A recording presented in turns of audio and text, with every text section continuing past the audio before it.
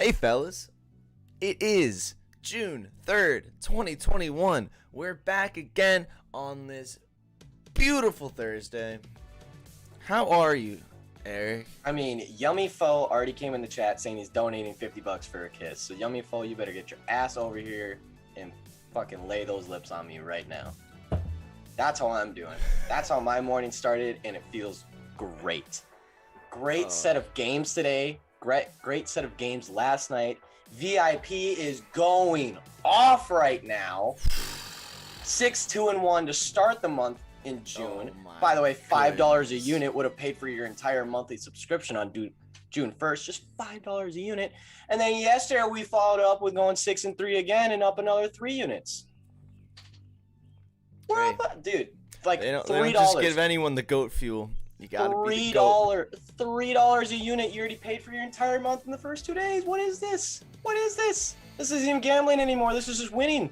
This is just winning. And it's gonna come down eventually, but boy, you better hop on the hot hand when it's fucking hot, baby. That's yeah. So that's been going well. Gabe said I'm his idol now too. Oof, it's a great morning. Wow. It's a great morning. Yeah, all right. The boys are in the chat. The boys Let's are in the go. chat today. It's a beautiful Thursday. It's a beautiful day. It really is beautiful Thursday. And we have some actual couple good stories came out. Couple It interesting really did. things. There was some scandals last night. Yeah, it's getting a little scandalous. It's good. We needed some. Yeah, we were getting a little boring. Things were going too well. Before we start, I did see this come across. Chris Hogan, the guy who in the Super Bowl against the Atlanta Falcons, the announcers would not shut up about how the fact he was He's a high the school scrappy lacrosse player. white guy. Yeah. He's a scrappy white guy, and they kept talking about how he played lacrosse just a couple years ago, and he's just a lacrosse player. He's just a lacrosse player. Chris Hogan just made the 25-man roster for the professional Premier Lacrosse League, the Cannons LLC. That's so He made a professional roster. Do you watch any PLL ever? I do not. My I good probably buddy, should, though. you know my good buddy Vince, huge lacrosse guy. Yeah, Vincent, of course. Big time PLL guy. And he was also a huge Chris Hogan guy because he was a Penn State lax bro. He was like, yo, the Chris Hogan, man, I might even be rooting for Penn. I'm like, shut up, man. But All I remember, big PLL guy. The games are electric in the PLL. I bet. I just remember that Super Bowl hearing that guy had played lacrosse probably like 35 different times throughout the game. And I was like, holy shit. But we have actual news today. What are we starting with? Like we said, there's some scandals today. I like how that's just like a less interesting version of like Tebow coming back to football. It's just like really lacrosse player already does the interesting thing. Now he's just back to lacrosse. Yeah, now he went back to lacrosse. But hey, good for him. He's still a professional athlete. I want to start with this news around the Boston Celtics organization. It's kind of wacky. I didn't see it coming.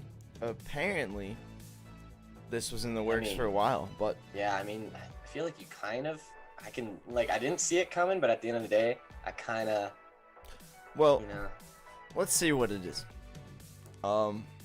Danny Ainge, the president of basketball operations for the Boston Celtics, has retired, which is good because he was doing a bad job. But Brad Stevens, the current head coach, has moved from his head coaching position into the president of basketball operations position. Apparently, Brad Stevens, like 3 years ago, was like, if I don't like, get to like a finals, win a chip, I'm just gonna be done. I don't want to coach anymore. Like he was getting bored, which is kind of incredible because he really is a very, very, very good coach. I thought so. I mean, I would think so. Yeah, like the state the Celtics were in when he got there was not excellent. They've been in three of the last 5 Eastern Conference Finals. In 8 seasons, he got them to the playoffs 7 times. 3 of those Eastern Conference Finals. He's a very good coach, and I feel like every year the Celtics come into the playoffs injured. I don't think they've ever had a full roster. No, I don't think they have. or they play someone with like a ton of injuries. But What man, was I just about to say? Damn, Oh, did you see who their first coach already is suspected to be? no. Brett Brown. Have fun. It was the very first Have name that fun. popped up, and they're already saying that it could happen. I've also And I heard was Jason like- Kidd. Either of which I think yeah. would be equally funny to watch the And Celtics bad. spin around and not do too well. I'm all for both of those coaches. Bring him in and make Brad Stevens sit up in the box and like have a panic attack. That's what I feel like. I think he's gonna be like, man, I don't want to I just coach can't- anymore. I don't I want to coach can't- anymore until he watches someone coach really bad, and then I think he'll be like, all right, I maybe have to get back I down just don't there. understand how, like, after all of this, after doing that, and then after beating literally Brett Brown the year, like 2 years ago, a year ago, how that would Yes. be the first choice that pops up. I was like, oh, Yes, they Brett got Brown, of they course, got the guy Brett that we Brown fucking fired. dominated in They the playoffs. got Brett Brown fired. Yeah. It's just Like- like a full-on scheme for Brett Brown to become the Boston Celtics head coach like 5 years ago. Bro, This they is like a whole should scheme. have just He's gonna asked us. tank the Sixers. They should have just asked us. I would have traded Hey. for Brad straight up. I would have given Can we him have him? Brad in a conditional first. Simple Skills Gaming came in here, and I think he retracted his message. However, he said, "Go Avalanche! That future's looking better and better at all times." Yes, it is. Also, Simple Skills Gaming. I told you the Canadians were gonna win yesterday.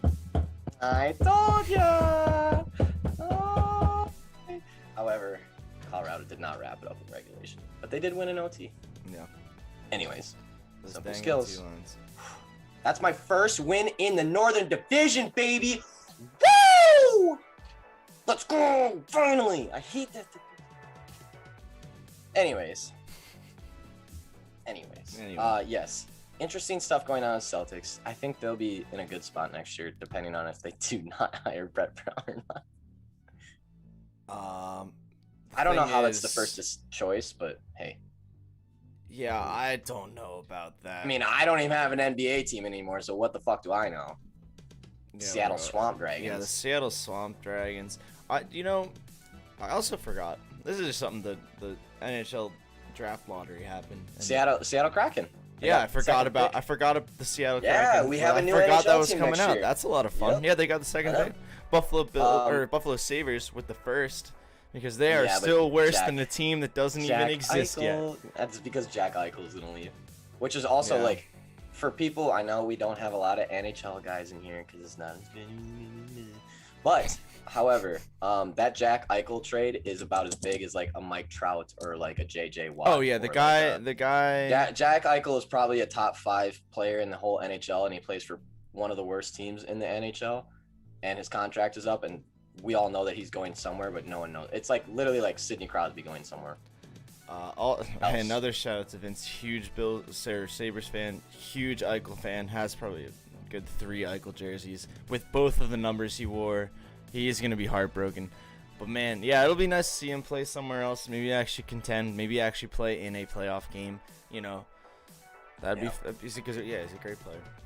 What else do we have? But yeah. here? What else did I had an agenda. And now I forgot what was on the Coach K retired after 20. Oh no, I'm gonna get that number wrong. Was it 22 years? I'm gonna get that number wrong. Not good. I should know that. Let me go to men's Coach K. Blah blah blah. So Coach K is still gonna coach this next upcoming season, and then he is done. After 1980, so yes, he's been coaching for, holy shit, since 1986. Coach K has guided Duke to over 1,000 wins, 12 Final Fours, 5 national championships, 35 NCAA tournament berths, and 15 ACC championships. He has had 67 players selected in the NBA draft, which will go up in July. And he has been a part of 5 Olympic gold medal winning teams in 84, 92, 2008, 2012, and 2016. Holy fuck, Coach K. Insane. I mean, like, I know he's been coaching for a long time, but when you put it all in the stats like that, oh my lord. 1,000 wins, 12 Final Fours, 5 natties, 35 tournaments, 15 ACCs, 67 players drafted, 5 gold medals. Nuts. Oh, hey, the music's still going on in the background, by the way. Simple Skills Gaming. This music Fade it going out. on in the background giving me serious Stranger Things vibes. That's pretty funny. Simple Mr. Skills, I'm Thank- still waiting for you to talk about the Jets game last night. I want to see one message at least. Thank you, Mr. Skills. I fixed it. Yeah. We do appreciate you, Simple. You're a good guy. But yeah, Coach K is done. Now I have heard stories. I have heard some things about Coach K is a little more overrated than people give him credit for because of the teams that he's had and the players that he's had. However, Hey, man. You know, 35-year legacy, 25, 30, 35, 35-year legacy. I mean, why do you champions. think he gets the teams and the players that he gets? Yeah, it's because he's one of the best. Who do you think Now- recruits them? Like, what? I was gonna say maybe as like a coach, maybe not like the greatest coach ever, but as a recruiter, oh yeah, this dude sent like- almost 70 people to the draft. Man, it's pretty hard to recruit someone to a bad team, no matter how good of a snake oil Yeah, salesman right? you are. You're like, yeah, man, haven't been to the big tournament in 10 years. We were 1-12 last year. He's just like, by the way, we're gonna be in the Final Four this Yeah, year. it's like- So if you want to be a part of it, you're welcome to. Yeah, there's But no, that's kind of like the last coach to go. Remember, because UNC went. What's his name? yeah. UNC coach, that guy. I forget his name. And then Michigan State's. Wow, I can't think of any of these guys' names right now. But Coach K was kind of like the last one standing of the big three that have been around for a long time. But he still has one more season. I do not like Duke at all. I am not a fan of Duke. I like Coach K just because I have a lot of respect for him because of all the success he's had. Yeah. However, wanna hear this it crazy? season, I might be a Duke fan. I might be a Duke fan this season. Just Coach K have a good send off kind of thing. So Coach K by himself has more tournament wins, like actual championship March Madness wins, than all but 6 schools. And one of them is Kansas.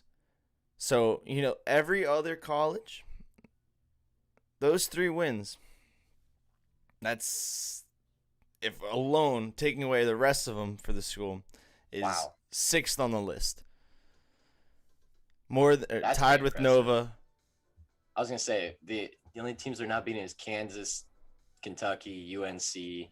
UCLA is actually the leader with 11. They just happen to all that's come. because of their. They came from yeah, 64 to That's 70. because they. Yeah, I was gonna say that's because they won like 10 in a row in the 60s and 70s. But that's one of them. Then Kentucky, UNC, Duke, Indiana, Connecticut, Kansas, and then Nova, Louisville, Cincinnati, Florida, Michigan State, NC State, Oklahoma State, San Francisco. That's also the only. That's the entire list of schools with more than one March Madness champion.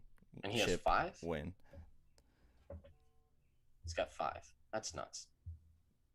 That's it. Absolutely ridiculous. But yeah, sad to see him go, but probably ready for him to go because he's looking a little old these days. Not gonna lie. Good for Coach K. Attaboy, Coach K. Great run. What else? Ooh, horse racing for all of our extreme degenerate bettors out there. Horse racing has some shit going on. It seems we found the most extreme of the degenerates, man. This little horsey could not get off the weed. Nah, it wasn't. More like the ibuprofen. Yeah, he was. So, we've talked about it. Everyone's been hearing about it. Medina Spirit, prior to 17 hours ago, the winner of the Kentucky Derby. Not so much these days. The second drug test, the long-awaited second drug test, came back positive, which is not a positive for the horsey. So this is So bad. he gets stripped of that? I still hear the music, by the way. Well, sounds like maybe it's just stuck in your head because it's such a banger. Just kidding. I had it on in the background.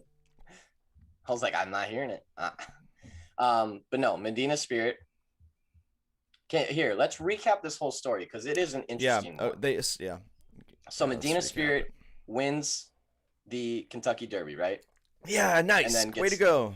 Medina Spirit, woo! Woo! And then gets tested after for Mhm. what, 32 picograms, which is 1/1,000,000th of a gram, correct?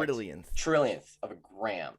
So very small. 30 picograms of basically a drug related to like a high dose of like a prescription ibuprofen for horses. And Yeah. which is allowed. You can give your horse. However, Correct. you cannot have that in your horse when it comes time to race time. Yeah, 14 days like before 14 days prior. And whoever is in charge of Medina Spirit probably gave that horse some Bob Baffert.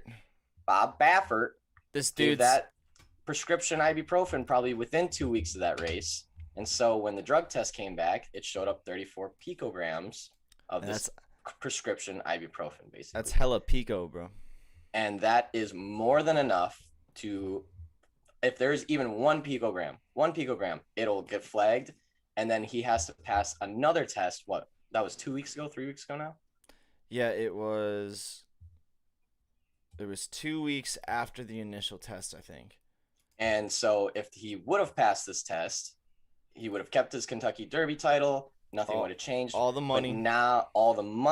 But now that he didn't, he gets stripped of the Kentucky Derby, correct? Yep. And all the prize money has to be reestablished, rearranged. Yes. Yep. Here's the aftermath. Medina now faces a retroactive disqualification from the Kentucky Derby, which now results in Mandaloun, the new champion. Yeah. Shout out. Way to not have the drugs in your system. Hey, way to not be juicing. No, if you have money on this race and let's say you want a Medina Spirit or you bet on Mandaloun, don't worry. Final? Doesn't change. You're not expected to get paid or refunded, even with an official overturn. Not gonna happen. You know those people who took Mandaloun, whatever. They're gonna be fucking pissed. But here's the other thing. Pissed. As well as that, Bob Baffert, the trainer man, who has like 27 cases of failed drug tests. Now some of them were overturned, yeah, that's right. But he has hella. He's been banned for 2 years. Damn. They said Mr. From the Baffert's Kentucky Derby or just like horse racing in general? This was from Churchill Downs. So any Churchill Downs owned racetrack, of which the Kentucky Derby is one. But they said Mr. Baffert's record of testing failures threatens public confidence in thoroughbred racing and the reputation of the Kentucky Derby. Oh, they went for it all. Given these repeated failures over the last year, including the increasingly extraordinary explanations, we firmly believe that asserting our rights to impose these measures is our duty and responsibility. I think they were mad at this dude for a long time. I think there is some... hey, they told him how they really felt. There was no hiding behind, like, some media language, like... Hey, you fucked up. And you're no longer allowed around these parts, partner. Get out of Kentucky. Yeah. For the next 2 years. That was.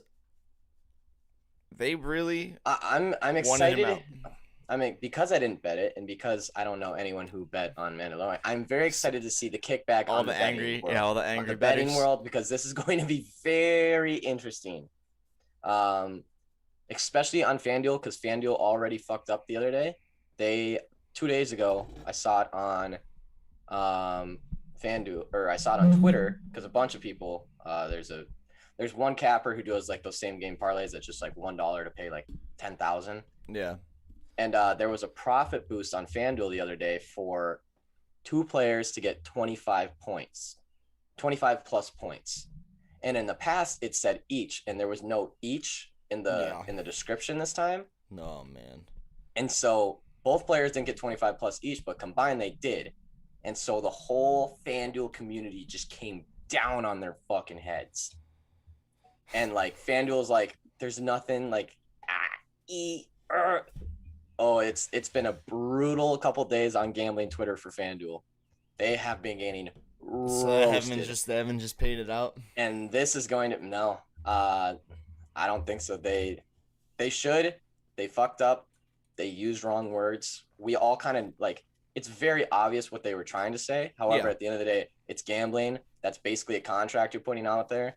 Like, and Yeah, we all I know feel that like- Vegas takes it when they can, whenever they can get it. So they got to give that one back. Yeah, I feel like the easiest thing there is just pay it back, because even having like then you get in the reputation and people are like, oh dude, we can get him. If we just keep Simple Skills help me out. It was the John Morant and Donovan Mitchell boost on FanDuel. It was for both of them to score 25 plus points each, but that each was not there. And in the past, the problem is in the past it's always said each, and this time it didn't. So they screwed up. Yeah, some interns fired. Some intern got the hot seat on that one. Whew. Sorry, guy. I'm sure FanDuel is not happy about this decision because I'm sure it's just going to add to their little problem right now. Oh, yeah.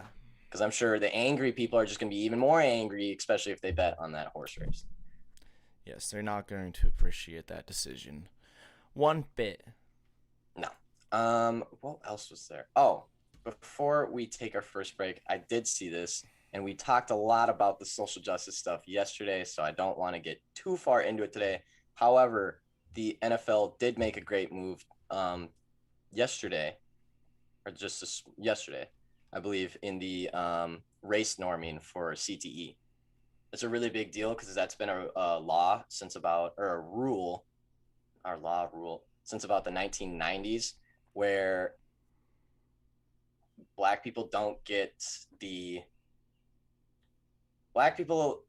there's a rule set in that black people's brains were not as cognitive, like as advanced as white people. Yeah. So that when CTE was a problem and they were testing them, their scores would always come out lower, but it was basically just like, oh, that's because their brains started out lower. Right. And the NFL yesterday just did like a $1 billion settlement of brain injury claims, like all this stuff. And now there is no more race norming. So now there is no like different levels of cognitive, like everyone's tested at the same thing. So good job, NFL. It's a Not thing. good job, NFL. Hold on. No, I mean like now that no, that we're done with that now. Yeah, like, we're good. But man, these stupid dudes literally had a test that said baseline. Yeah. That black people's still brains from the function lower 1990s. from the 90s. That their baseline brain functionality is lower to the point where people coming out of the NFL had so much brain trauma, and they're like, well, this year says that your brain's lower, so therefore your brain's already okay because it started lower. And it's like there was a 50,000 signature petition with who was led by actually one of the wives of one of the players who has struggled with dementia and a couple other things. This is just the last little part of this story. Actually, this isn't the first time it's brought up. The lawsuit was actually thrown out the last time it was brought up. Somehow. Like I cannot believe that would However, it wasn't thrown out by the NFL. It was actually thrown out by the city of Philadelphia. Yeah, the city of Philadelphia. We went and done it. Insane. Yeah. Because you would think that's the one place that it actually might have a chance. I'm just reading the end of this. More than 2,000 NFL retirees have filed dementia claims, but fewer than 600 have received awards, which is nuts, by the way, because they should all be getting those claims. I get it that you're putting yourself in that risk, but at the same time, like these guys definitely have dementia. What was it, that test a couple of years ago that was like they tested 114 players for CTE and 113 came back positive, and the only one that didn't was a kicker. Absurd. But fewer than 600 have received awards. According to the most recent report, more than half of all NFL retirees are black, according to lawyers involved in the litigation. The awards so far have averaged $516,000 for the 379 players with early stage dementia and $715,000 for the 207 players with moderate dementia. Retirees also can seek payouts for Alzheimer's disease and a few other diagnoses. So yeah, hey, Yeah, glad we figured that out. I'm glad it's 2021 and we have figured out that, It only took you 30 years, but hey, we're here now. But I did see that in the news and did want to touch on that topic yeah, because it's that is a big change, and hopefully people will start getting settlements for CTE because yeah, they're actually it seems to be a good step. it's a good step. NFL, but I'm watching you. Hey, I got one eye on the MLB and I got one eye on the NFL. We're just kind of keeping them little corrupt little bitches. But with that, let's take a break real quick and then come back. Dude, I just smile at the MLB. I'm like, what are you The guys MLB doing is over so there? corrupt and What are so you just doing over in there? such a state of they don't know what to do right now. And Yeah, they're just like, hey, that is however the funniest part. however this plays out, we're just gonna let it play out. Like, Nobody however knows it goes. yet. Nobody No has one knows. any idea. Nope. Oh man, I wish we had some more of that. Hey, maybe something come out, but Yeah. we'll get. All right, let's take a break. We'll get come into back, it. talk some more news, more scandals, more stuff going on, and then of course 11 o'clock bets start. You know how it go. You know how it go. Just the usual.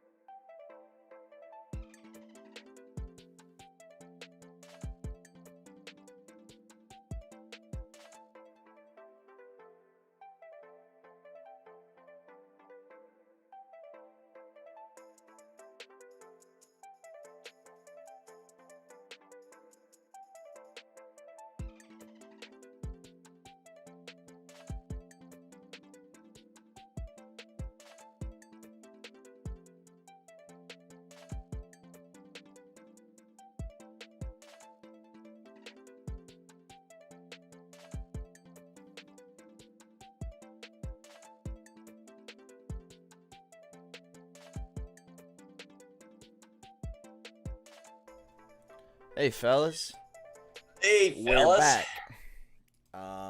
So we got some news for you. We had some French Open news. What was that? Yesterday? 2 days ago? Yesterday, when Osaka refused. Yeah, that she was dropped so out. that was So the French Open's got some shit It's going got on. some. Because not only has Osaka dropped out, who's Who- number 1 on the women's side, or 2. She was number 2 on the women's side, and now, Artie, number 1 on the men's side. no, she's a woman. Yeah, that was like. She's so basically number 1 and number 2 ranked tennis players in the French Open are both withdrawn now for very different reasons, though.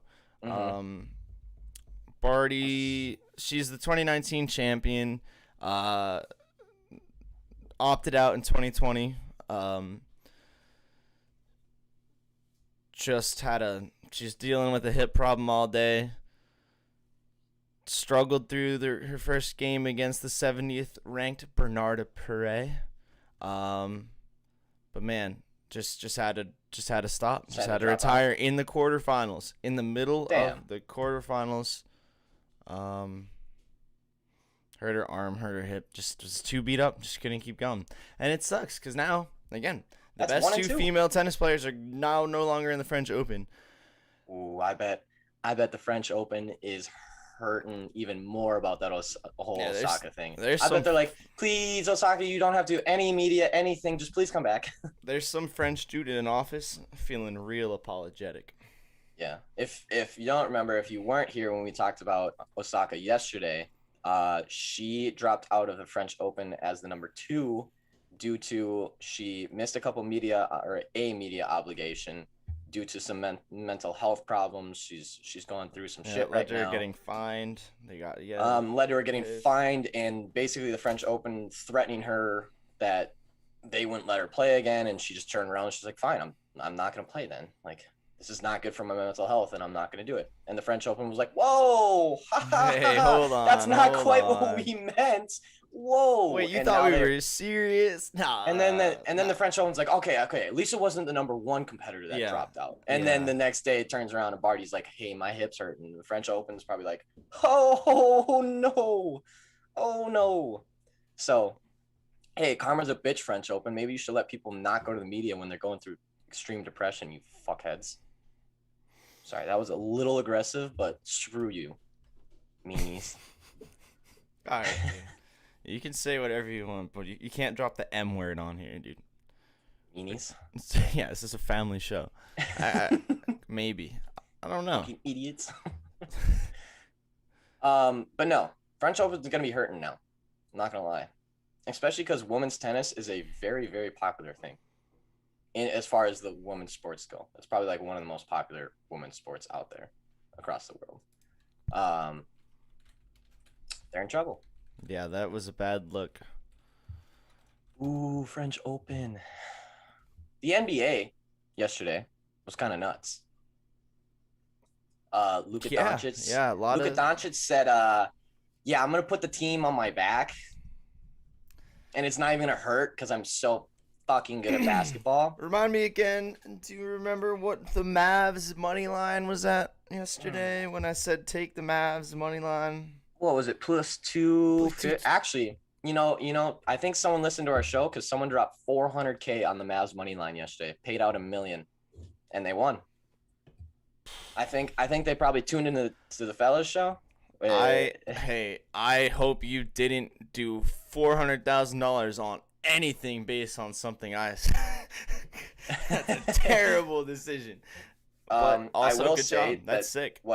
So what now? 2 weeks ago, we said the Mavs were going to win the series at +340, and then they won the first 2 games, and we said, "Hey, we told you." Exactly what I got. And then the Clippers came, and then the Clippers came back and won 2, and then the Mavs were sitting at +7 again, and we're like, "But this makes no sense. This shouldn't be it." And then they won again, and Sean was like, "Hey, their money line is this.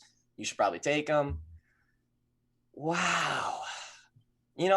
We have missed a couple series. I'm not going to lie. We have miscalled a couple series. The Knicks. But boy, we have been fucking spot on about a couple too. The ones that paid more. The ones that paid more. Simple Skills Gaming. My eyes were opened. Canadians defense was so much more stout than I expected. Also, their passing was elite last night. They made the right pass every time. No further comments on Bad Jets pick. Hey. Way to come clean, Simple Skills. Way to come clean. That's what I like to see. takes the L on the chin. No, that's a series that could go either way, honestly. I just think that the Jets are not good, and I've tried to hold true to that for as long as I could. Also, Sean, did you see the hit last night? What, on the goalie? No. Shifley, you should pop a little clip up if you can. Oh yeah, I mean, I can get that up.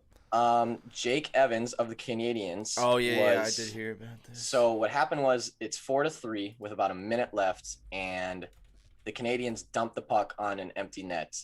And Jake Evans is by far the first one there, so there's no icing. He gets the puck and he goes to wrap it around in the net. So he's skating down and then he wraps around the net because the puck's behind the net. And as he's wrapping it around, Shifley is got a full head of steam from coming on the other side of the ice because he's backtracking, trying to like stop the play, obviously. And as soon as Jake Evans turns that net, Shifley hits him. And dude, when I first saw it, it was one of those things where I was like, hey, what else is this man supposed to do? Like, he's got a full head of steam down the ice. He has to stop the play. Like, he really didn't leave his feet. He didn't like lunge at him. So it wasn't like a malicious play by any means. But man, I watched it a couple more times in slow motion, and you can literally see his helmet pointing at Jake Evans.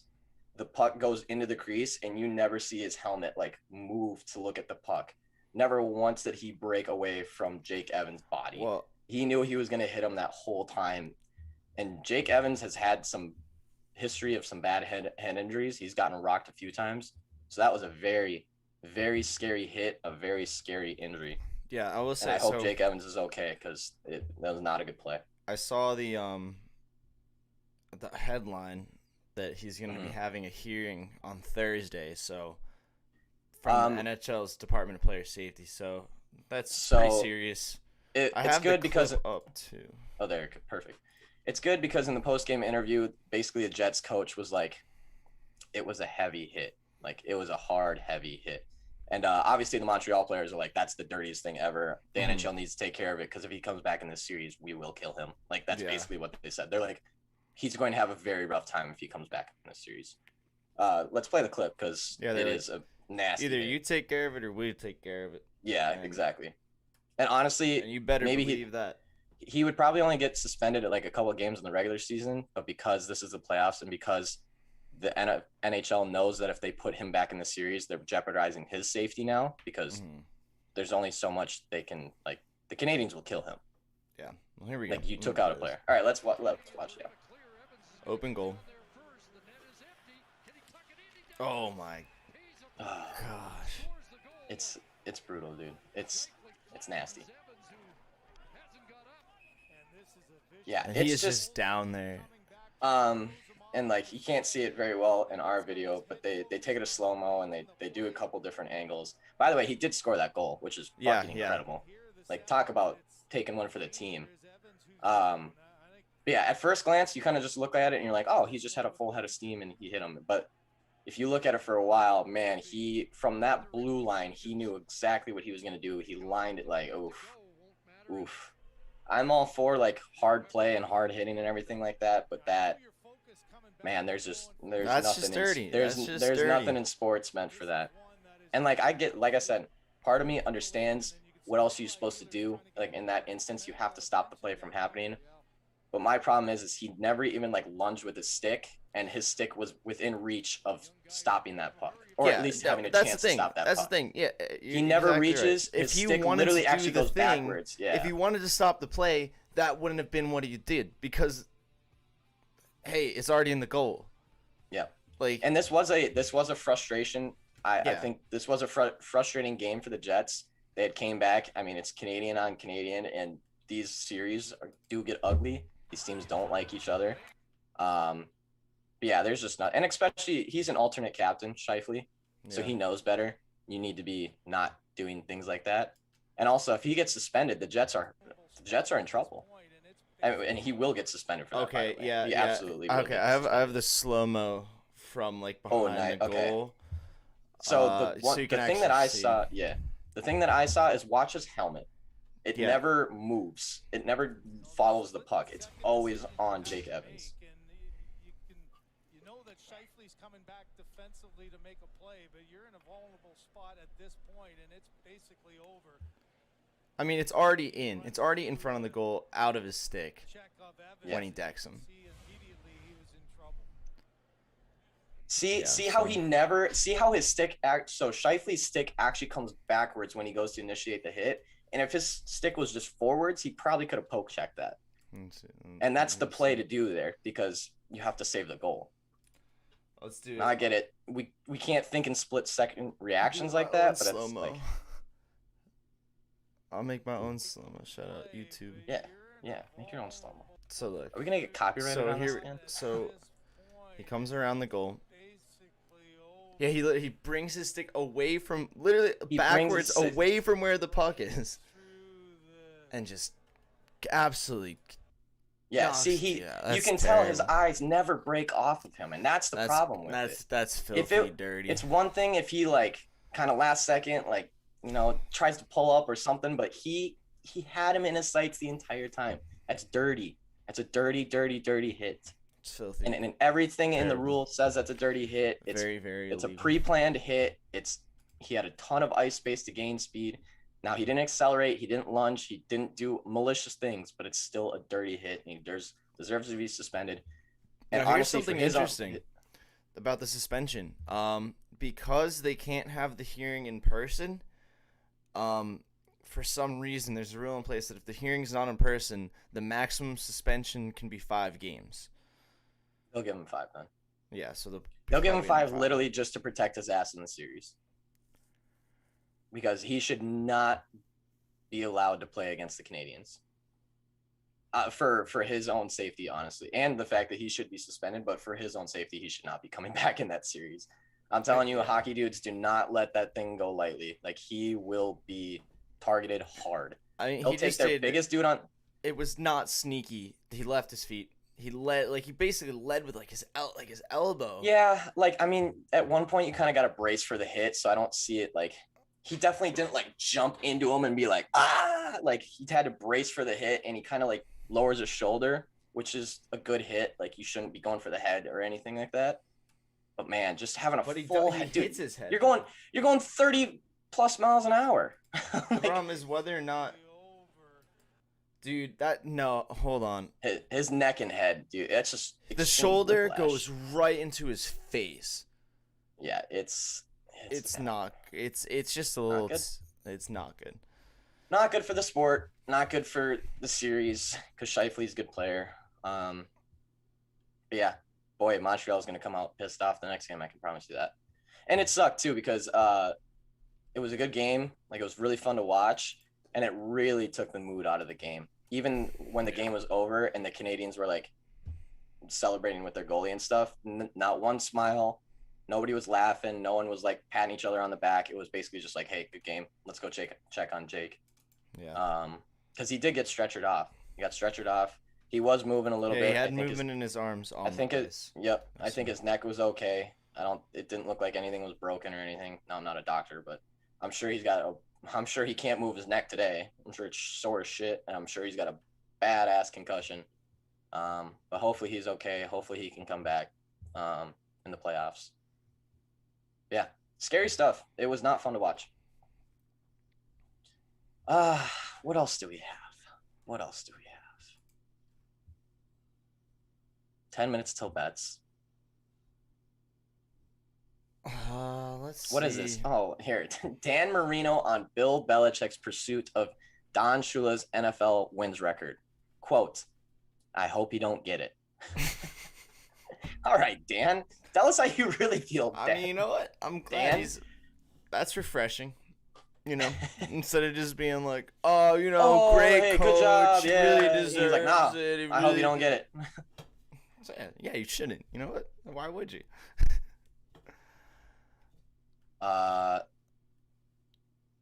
Julio Jones at Atlanta Falcons minicamp. Quote, we'll see, says Coach Arthur Smith. You won't see. He literally went on live television and said, yeah, my ass is out of there. He will not be showing up. I can pretty much promise you that. No. And he will not be playing for that team. I can pretty much promise you that too. Tennessee Titans deserve a little clap. What'd they do? They just hired the first full-time female scouting assistant. I'm going to say that. Is it Mical? It's Mical. I don't know how to say Mical. Like Mical? Oh, I don't know. Mical Johnson, first female full-time female scouting assistant. There's been a lot of woman hires this year. Yeah, there has been. Philly did it. Mm-hmm. Bills did it. Yeah. And now Titans. Tennessee.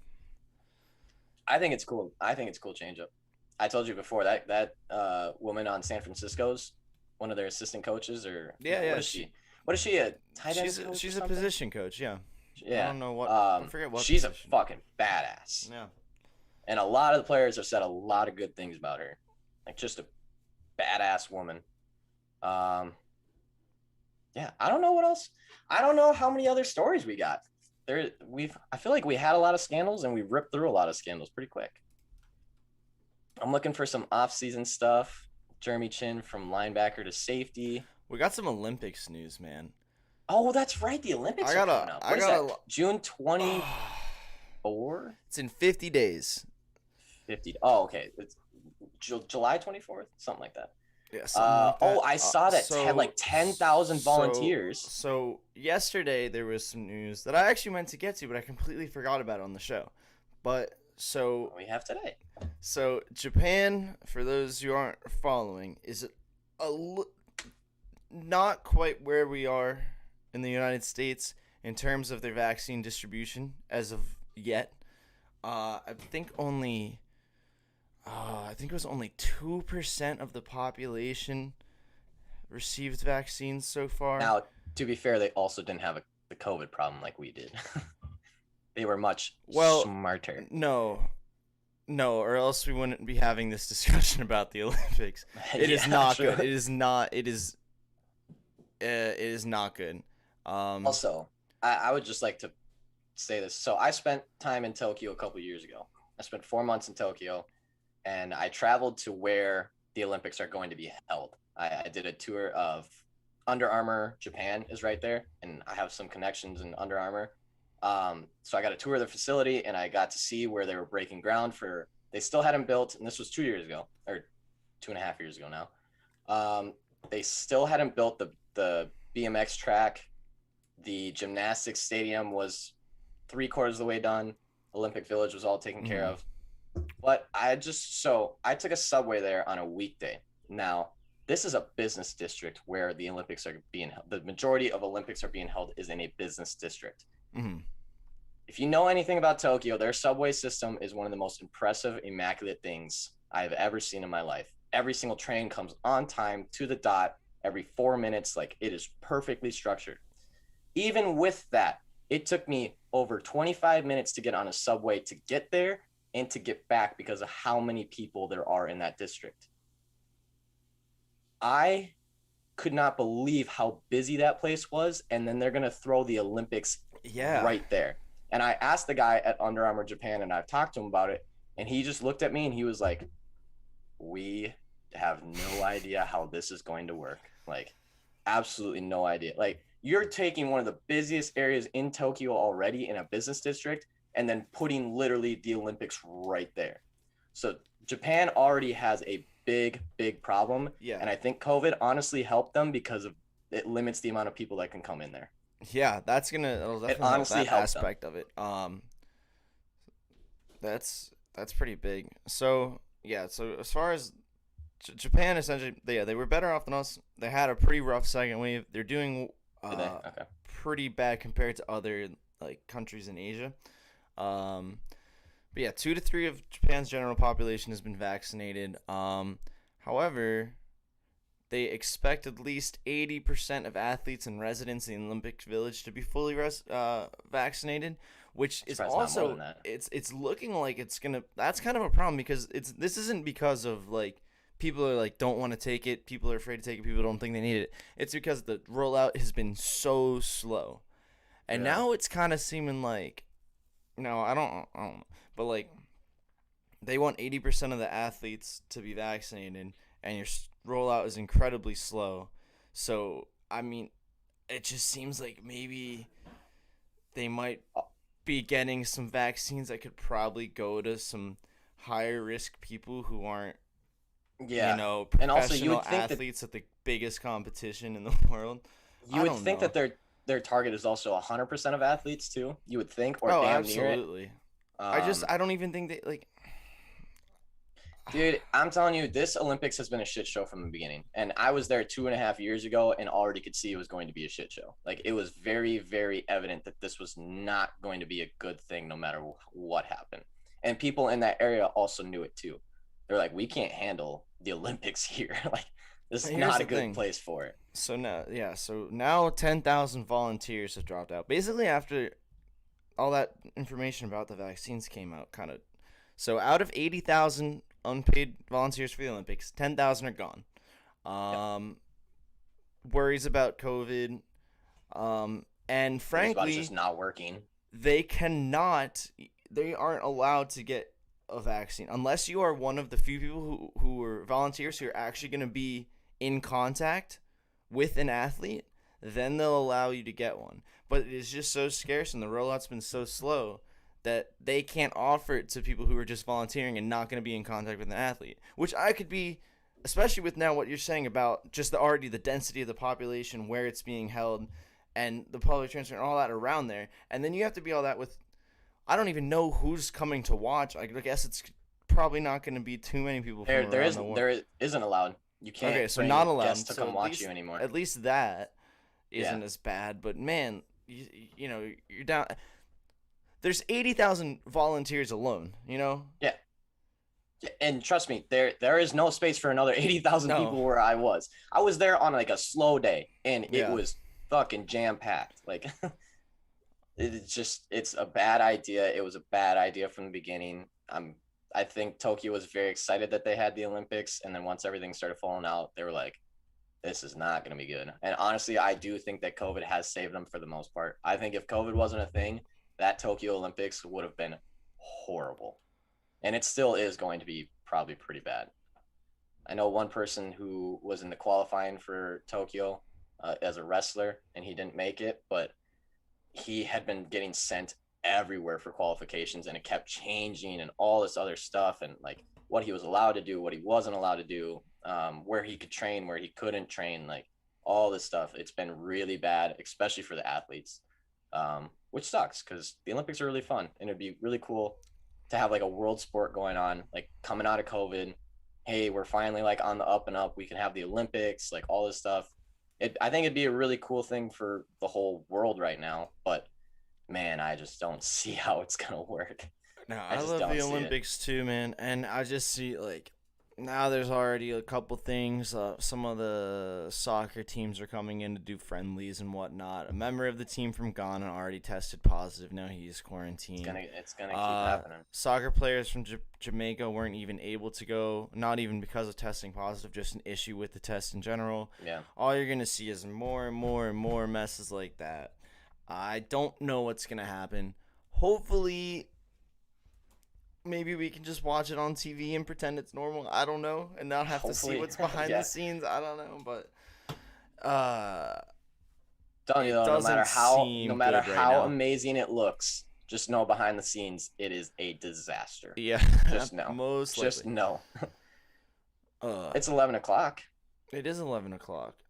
I think that means a little break time until Yeah, a little breaky. well, what 11 all right, fellas, 11:05. Get your ass back in here for the bets. 11:05. Get your breakfast. We're giving gonna giving take a you break 4 fast. minutes. Giving you 4 minutes. Get your coffee. Get your sports book pulled up. Get your double screen going because we got bets going 11:05 for 55 minutes.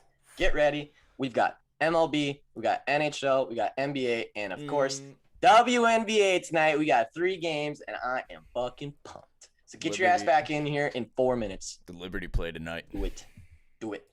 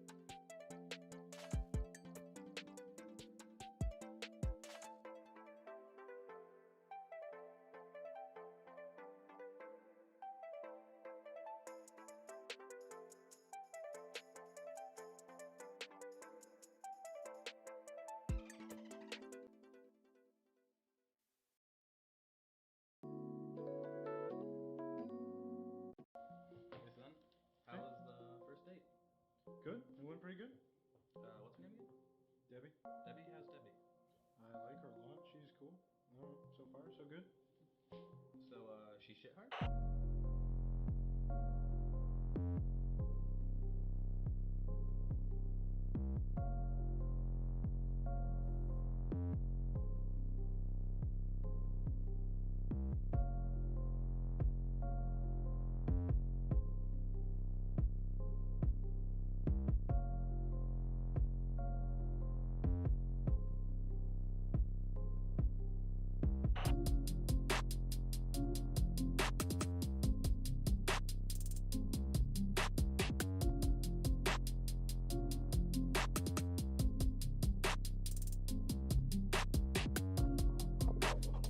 Fellas, we've It's betting returned time. once It's again. betting time. Told you 11:05, we're gonna be Everybody's back. favorite time of the day. It's betting time. 11:05. Oh, what should we start with? I want to start with the old stick and puck and the old blades on the ice. Huh? Blades of Glory. All Good right. movie. A great movie. 7:30 tonight. We have Game 3 of Islanders Bruins. Series tied 1-1, and we are headed to New York. It is Boston getting favorited on the road at -139. Islanders underdogs at home getting +120. Tickets and money are exactly split 50-50 on both sides. This is a very interesting series that I don't know what to do with because Boston is the best team in that division. Boston is the best team. However, I have said multiple times that every single team in that division is a contender because of just how great that division is and how good all of those teams looked at some point this season. Islanders hadn't been that impressive up until basically the playoffs started. They had like a gap of about 2 months where they just weren't playing very well on the road, playing well at home, but not that impressive. But boy, they figured their shit out once the playoffs started, and they figured it out quick. Yeah, so they're at home getting +120. They are a home team. Honestly, I kind of like them as the underdog here. It's a lean for sure. I have to do more research, figure out exactly what's going on. But as of right now, if you're looking at Islanders at plus money, coming off a big OT win in Boston, 1-1, man, they take this game. They are sitting pretty. Sharps are on Boston, but man, I think the Islanders have a very, very good shot to win this game. Very good shot to win this game. And at plus money, that is great value. That's the thing. Plus. It's a tough game to call, but man, when the Islanders at home +120, and they've been showing they can hang with anybody. They can hang with anyone. Yeah, their defense is stout at home too. Honestly, if you're a big parlay junkie, I'd be taking Islanders +1.5 at -235. That's a lot of juice, but in a parlay would be okay. Now, it is getting 97%, so a lot of people also think that. But I don't see this game being I could see the Islanders winning this game 3-1, 5-2, whatever. I cannot see Boston doing the same thing. If Boston wins, this is going to be by 1. Maybe they get an empty net so you don't cover. But this could very well go to OT too, because these are two teams that are very evenly matched, especially with New York at home. Yeah. But yeah, I think plus money on the Islanders at home. I think at any point for the rest of the season, you see Islanders plus money at home, you're probably just the value alone, you should probably take it. So that's 7:30. And then the other NHL game tonight is the Carolina Hurricanes on the road going back to Tampa Bay. Tampa Bay stole both games in Carolina, so they have a 2-0 series lead. This line opened up with the Lightning being underdogs, but has dramatically flipped. Lightning now getting -175 at home. Carolina getting +146 on the road. Lightning getting 59% of tickets and 91% of money. So people are stacked on the Lightning. Sheesh. And honestly, I do not blame them at all. Yeah, Sean, what did I tell you was going to happen with the series? I said the Lightning are going to sweep them. Yeah, you said the Lightning are real good. I said that before game 1 too, by the way. Yeah, you did. I said this series championship should have been the Lightning and the Panthers because they were by far the two best teams in that division, and they had a great series. a They great did series. that was a lot of fun. But And Carolina and the Predators had a great series, but it's because they were both just not as good of teams. Carolina's too inconsistent. Only value for Lightning today is probably them in regulation. Totally agree with that. yeah, the minus Completely agree with that. 175 is a little too much juice when they've already got And honestly, I like the Lightning in regulation. Told you, I think they're going to sweep them. Now they have a 2-0 lead coming back to Tampa Bay. Carolina is not the greatest team on the road. They struggle on the road. Tampa Bay clamps the fuck down on D at home. They do not let goals happen. Vasilevsky's going to play out of his mind tonight. I like the Lightning, and I think I like them in regulation. I don't know about the minus 1.5. That's at plus 165, but hey, plus 150. But hey, if you're a believer in the Lightning, and I am, because I think that they're one of the best teams right now, one of the top contenders, yeah, this is a good spot for them. I like it. I think they take a 3-0 series lead, and honestly, I'm still calling sweep in this. Still calling sweep. I'm not going to move off of that. I don't think Carolina's good enough to take one from them. They were. See, the problem is they were good enough to take one a month ago when Stamkos and Kucherov weren't on the ice. And even then, they were splitting series and coming really close. And now you add two of the best players on the Lightning back, and they couldn't in the take, playoffs. They couldn't take either at home either. And they couldn't take either home game. No way. Yeah. No way. They're just not as good as the Lightning. They're just not. So yeah, that's both. So leaning Islanders, probably taking Lightning. Totals. Let's see. Both game. Oh, Bruins and Islanders are at 5. The over is pretty juiced though. Hurricanes Lightning at 5.5. I like the under there, I think, but again, that's juiced as well, so that's kind of annoying. So probably stay away from the totals. Not really worth it unless you want to go against the public and take the over on the Lightning Hurricanes game. But unless it's like a 5-1 game, I don't see that happening. Yeah, just because I don't think the Hurricanes are scoring. Yeah, Tampa Bay is not going to let up much. Just going to count on them. Yeah, getting puck and goal. NBA time. Let's go. Two games in the NBA as well. Sean, please explain to me why the Nuggets are getting +5. What am I missing in this series? Now we haven't missed in the series yet, but maybe we're missing this game. Why are the Nuggets getting +5? Did we not watch the last game where Dame had to shoot the fucking lights off the building just to force it to OT twice? He had to shoot they were down by 6 in the regular time and OT and double OT. Like, hey, props to Dame for absolutely playing out of his mind. But we also need to look at the other side and be like, the Nuggets, imagine how like demoralizing that is when one guy just keeps in your face over and over and over, keeps just catching up, and no matter what, you still just keep pounding the shit out of that team over and over and over again. They had 6-7 point leads, and then Dame would just shoot 3 in a row and get back. But man, the Nuggets hammered them all night long. And now they're getting +5 for an elimination game?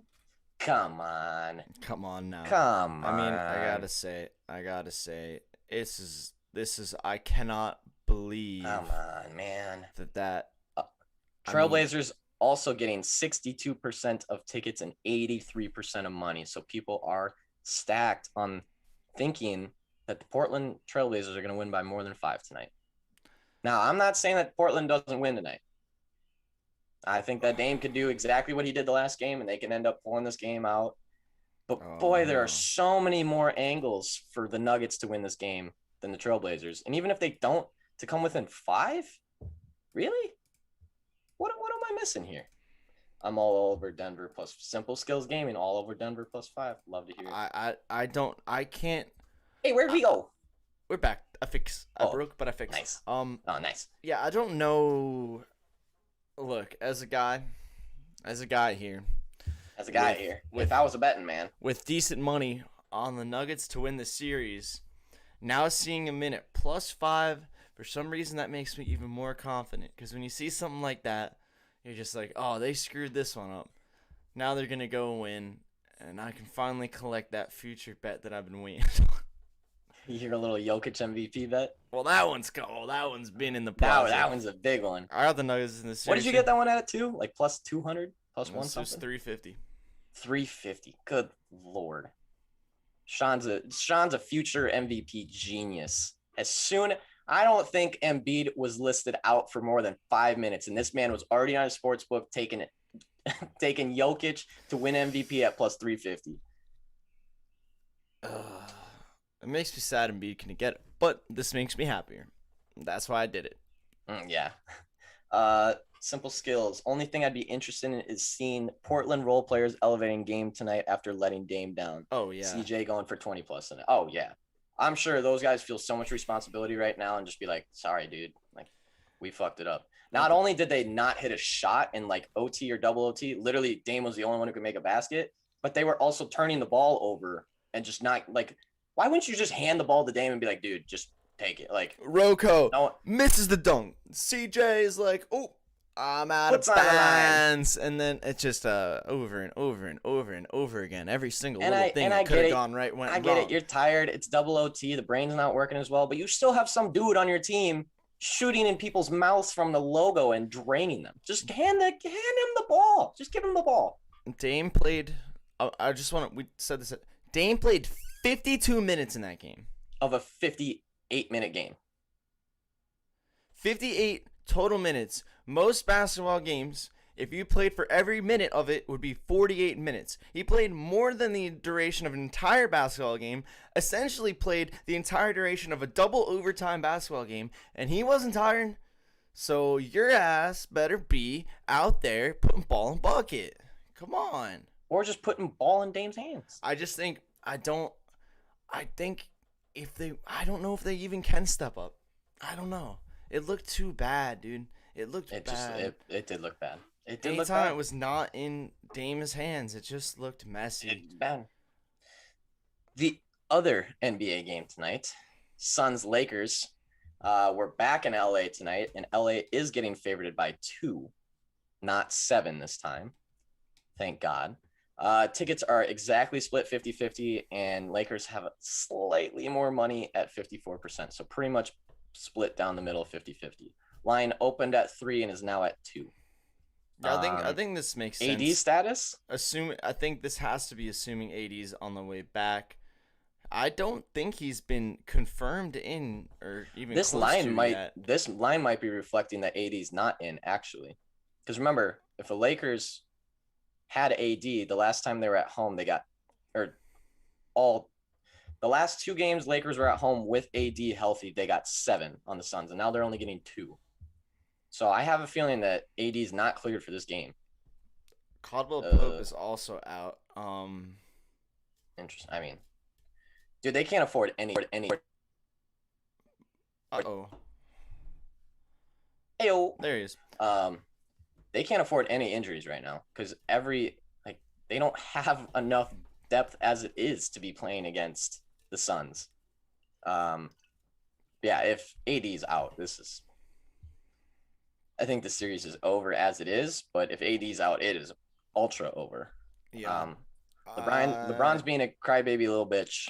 Hey, I'm a huge LeBron fan, always been a huge LeBron fan. Respect greatness when you see greatness. But boy, is this man annoying me this year. He is pissing me off. Big old crybaby little bitch. Now we've watched most of the Suns-Lakers series together. How many times have we counted where LeBron just gives up on doesn't get the foul called and literally walks back, or is sitting there complaining with another person on his team, and we see an odd man rush come back the other way? I think the worst one, because we all know the one where he's complaining to the ref down there with who else was he with? It was him and Schroeder. Schroeder was the one. We're down on the other end, and then that gave the Suns a 4-on-3, 4-on-2, something like that. Jay Crowder hits a 3 and basically ices the game. Drives it was like a 5-point game. Jay Crowder just Crowder 8-point game iced. Done. Easy. I think the one that happened in the last game though, that was bad. it was he literally turned his back to the play. Now this was I'm trying to LeBron goes for a layup. kind of gets hacked. We'll say probably a foul, wasn't called, but get over it. Yeah. Goes to the ground. Teammate. No, doesn't even go to the ground. No, he's really. on the ground. He's on the ground. Is he? Okay. Yeah, because then his teammate gets the board, and he stands up, and he's standing right under the basket. Teammate gets the board, and it's like, oh, he's back in the play, and he's wide open. And instead of turning towards where the basketball is or anything, he looks immediately at the ref, and then a bounce pass comes to him, hits him in the hands, and goes out of bounds. And he goes, and it's like, who are you mad at here? You had a pass hit you in the hands under the net after you missed a layup. I don't care if you were fouled or not. You gotta, get the ball. You have to. So the thing is, when you're, this is something my coach always said when I played CYO ball. He said, always remember who is holding the basketball. Hey. Because yeah, you're playing basketball, dude. Come on. If you're like, you just can't do that. Weak, dude. It's weak sauce. You can do it as a 6-man or something like whatever. No, you can't LeBron, because you'd get fired. Yeah, you would, but LeBron, dude, you can't be doing that. Like, no, he has given up. He has given up multiple fast breaks because he's just complaining. I'm gonna try to find a video of that for the end of the show because that was so bad. I just don't think there's been multiple where it's like that's bad and that should not, like, you should be benched for that. And the fact that he's walking out of games early and shit, like, it's just, dude, stop being a bitch. Yeah, that might have been like but yeah, it's gotten annoying now. And like I said, huge LeBron fan. I will never argue that he's better than MJ because it's just not true. It's not. He's just pissing me off. He's really annoying, and honestly, like, his legacy is just not. Like, if this is how he goes out for his last couple of years, his legacy will not be one that people look brightly upon. Yeah, but I'm just saying when Luka does it to the refs, everyone's like, "Oh, Luka, you're so funny." But anyway. Yeah, not if he keeps doing it for another 2 years. People are gonna be on his ass then too. Well, guess what? Hey, man, I don't know. He's a crotchety old man. He is a crotchety old man. Imagine being in, like, your 53rd playoffs. Like, yeah, you know what? Maybe he's a little mad. Maybe he's a little tired. I don't know. No, inexcusable stuff. Yep. I don't think. No, again, I don't. It looks like they've kind of just put a bow on the series. But and it just seems like I'm also very bothered by the immediate jump onto the LeBron is dead. He's done. His career's overtrained because of one game. Yeah, no. Without the only other star on his team. Like, all right, like, it's one playoff game. It was a bad playoff game. It was really bad. But that was just one game. Like, it's a series, dude. Agreed. Don't count him out yet. I don't think they can win this, but I don't think that it's impossible. Even without AD. It's definitely it's not I mean, impossible. It's still LeBron. It's still LeBron. The Lakers. It's still everything. Dude, teams just screw up sometimes, too. Suns could just drop an egg in the middle of the court. I don't know. Braxton Veal. Coach K's greatest moment was when he reunited with his family at Gusteau's to impress the food critic. That's funny. That's a good one. You remember that? All right, yeah, I do remember that. I totally forgot about that until but that was pretty fucking funny. That is probably his greatest moment, and yeah, that is funny. All right, done with NBA, done about shitting on LeBron for now, because he still is one of the best players in the NBA. I still have a lot of respect for him, but he is losing my respect a little bit. Let's hop into MLB bets for the day. How many do we got? Oh, lots of games today. Lots of games. The first one, Tampa Bay Rays and the Yankees. Yanks are at home getting, Sean, minus 195 against the Tampa Bay Rays. Oh. Rays getting plus 165. So we take I know how this Let me goes. guess. Garrett Cole is starting pitching, so blah blah blah blah blah. Yes, Everyone that's thinks correct. that the Yankees are gonna win. It Blah is blah Garrett blah blah Cole. blah. He is the Yeah, starting figures. pitcher. It's obviously Garrett Cole. Yet the Rays have won what, like 13 out of past 16. They just dropped 2 in a row to the Yankees, who they've had their number all season. You're telling me that Rays aren't winning this game? Okay.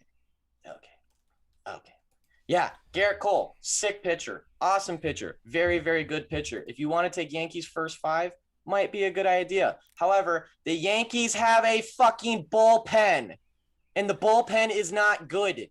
It's not good this season. Garrett Cole, and they can't score for dude. Their offense might be it's terrible. One of the worst in the MLB right now. Pitching is half the game. Yeah. Starting pitching is only half of pitching. You can pitch a perfect game, but you have to put up at least 1 run. Garrett Cole 2 weeks ago threw 8 almost perfect innings, 0 earned runs on 2 hits, 8 innings. They lost that game 3-2. He pitched for 8 fucking innings. There was only 1 inning that he did not pitch in, and they lost 3-2. And he gave up 0 runs. Stop betting on starting pitchers. Stop it. Stop it right now. You will lose all your money by betting on starting pitchers. Stop it. Don't do it. It's not worth it. The Rays are one of the hottest teams in baseball and coming in at plus 165. I don't care if they lose by fucking 30 tonight. You take that bet because of the value. I'm sick. And let me guess. Even better. Everyone's stacked on the Yankees because it's the Yankees. 60% of tickets, 96% of money. If you don't take the Rays money line, okay, you don't have to take the Rays money line, but if you take the Yankees money line, don't do it. Stop betting on starting pitchers. That was just the first game of the day. That's at 105. Oh, wait, no, sorry, that's the second game. First game's at 12:20. But yes, Rays, hot team right now. Very hot team. Going against the Yankees, not a hot team. Great value on Rays tonight. Or today. 12:20, we have Nationals and Braves. Wow, that game's in like 45 minutes. Braves at home getting minus 143. Nationals on the road getting plus 123. Braves getting pretty much 50-50 ticket split, but stacked on money 89%. Probably going to avoid this game. I would take Braves. I'd be leaning Braves, but at minus 143 against the Nationals team was probably not much worse than they are, if not better than they are. Just going to stay away from that one. Probably not worth it. Whoa. I need to move. Hang on. I keep ducking my head to talk about bets. Okay. So 12:20, 105. What time's the next game, Sean? 2:10? Yeah, 2:10. Boston Red Sox, yes. Houston Astros. I took Astros in a parlay yesterday in VIP, and it worked. Very close game, though. It was 2-1. Astros at home, minus 134. Sox on the road, plus 114. Sox, however, getting the tickets and the money at 58% and 67%. I'm guessing it's because they've got a good starting pitcher. Because Boston Red Sox do have some very good starting pitchers. I will not lie. However, Perez is in. However, as I'll say multiple times, their bullpen does not equivalent to their starting pitchers. Now, they have an okay bullpen. It was much worse in the beginning of the year. It has gotten better. But we do not bet based off starting pitchers, and this is the Houston Astros at home we're talking about here. Okay? At minus 134, you could take that straight. With them getting disrespected by the public, it might be a good spot. I think that people think that the Red Sox will bounce back, but we're still talking about the Houston Astros at home. I'm not saying bet on Astros. I'm just saying the underdog of the day is not the Boston Red Sox. Don't do that, especially with public stacking on them. If it's public stats on an underdog, I do not like them. So that's at 210. 310, we have Rangers Rockies. Rockies getting minus 134. Rangers getting plus 114. Rockies getting more tickets than money, but getting stacked on a little bit, just a little. I like Rockies here. They're at home. Rockies at home. We take Rockies at home. Rangers on the road. We fade the Rangers on the road. That's just kind of how it works. Minus 134, maybe not worth it. Maybe minus one that. I think they won 6-2 yesterday, and then 3-2 in the 11th inning the day before. So they have their number a little bit, but still two not great teams. Might be a stay away, but if I do take something in that game, it's definitely the Rockies. Let's see. What time's the next game? 3:10. Oh, okay. So here's the jump. Or 7:05. We have the Pittsburgh Pirates at home, favorited Pittsburgh Pirates. Wow. At -118, and the Marlins on the road getting +102. I do not see any. I don't know what the deal is with it, but this is not on DraftKings currently. Okay, that's interesting. Yes, I actually don't see any public money. I see the lines up, but I don't see public money, so we won't talk about that game right now. However, if I'm leaning something, I'm taking Marlins on that for sure. Pittsburgh Pirates are just really bad, and Marlins bad on the road, but really not that terrible of a team. Probably not for as much as they get credit for. At 7:40, we have Arizona Diamondbacks on the road getting +150, at the Brewers at home getting -180. Brewers a good team at home. Diamondbacks not a good team on the road.